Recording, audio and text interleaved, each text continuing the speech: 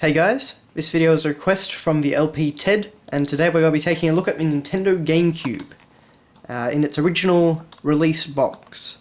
I didn't actually get mine on launch, but it was not too long after, so this is the same box they had them in when the system launched.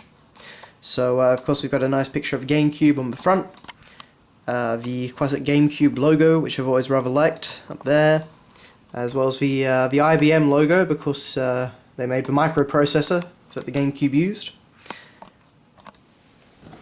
On the top here we just have the Gamecube from different angles, so got that there. On this side we've got the just standard logo, and down here we just have the front of the system and the controller, as well as the region. So obviously I live in Australia, so this is PAL. So that's not too bad.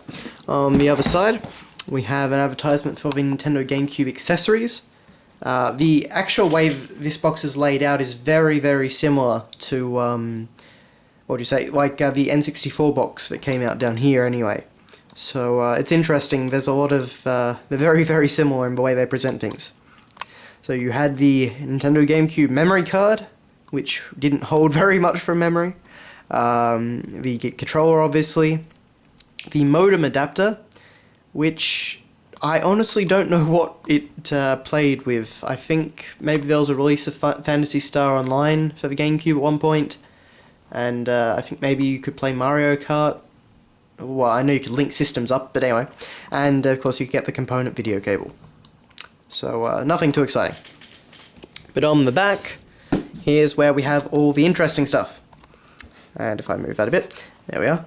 So you get to see all the games. So there, of course, we have Smash Bros. Melee. We have Donkey Kong Country Racing, which is the first of 2 games on the back of the box, which never saw the light of day on the GameCube anyway. Shadow of Rome. Oh no, not Shadow of Rome. Sorry, it's Eternal Darkness. Yeah.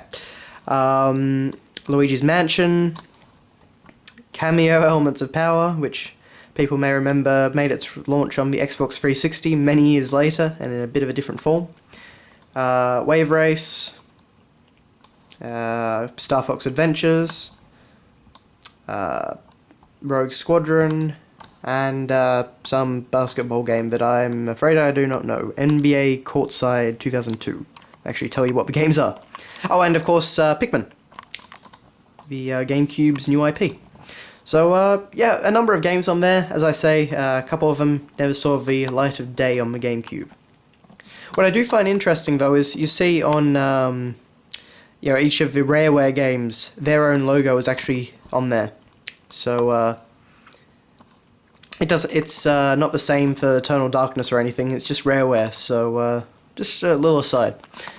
Anyway, we also get a nice quote from Shigeru Miyamoto. Born to play. What if everything you see is more than what you see? The person next to you is a warrior, and the space that appears empty is a secret door to another world. What if something appears that shouldn't? You either dismiss it, or you accept that there is much more to the world than you think. Perhaps it really is a doorway, and if you choose to go inside, you'll find many unexpected things.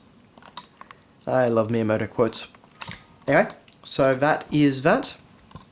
Inside the box, we get, of course, the GameCube, but we first off get the instruction manual, which is nothing terribly exciting, but of course it's what you get.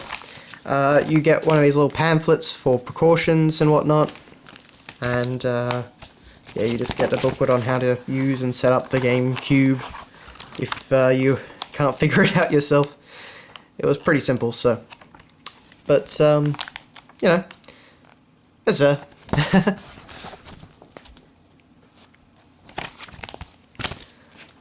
And aside from that, the GameCube doesn't really come with anything, so we just have, if I can actually angle that right, there we go, just have the system right there. So, 4 controller ports, that was a very good thing, just like the N64. Of course, the top disc loader, and that worked rather well. I was never that fond of the tiny discs of the GameCube, but I guess it kept everything compact. Of course, reset button, power button. Aside from that, nothing too much. rather than make that fall down, I might just keep it there. And of course we had the controller that came with it. This is my original one. So I'm not a huge fan of the GameCube controller. I like it well enough, but you know, it's just not one of my favorites. But you know, there it is. So not much really to say about the GameCube. It's well, I mean, it has a lot of great games and I really love it, but console-wise, aside from its size, it's pretty ordinary. And, you know, very much an iteration of the N64. You can see the colour scheme that I've got, although that's just me, of course, of the styling. So, anyway, so that has been your look at the Nintendo GameCube. Thanks for watching, guys, and I'll see you later.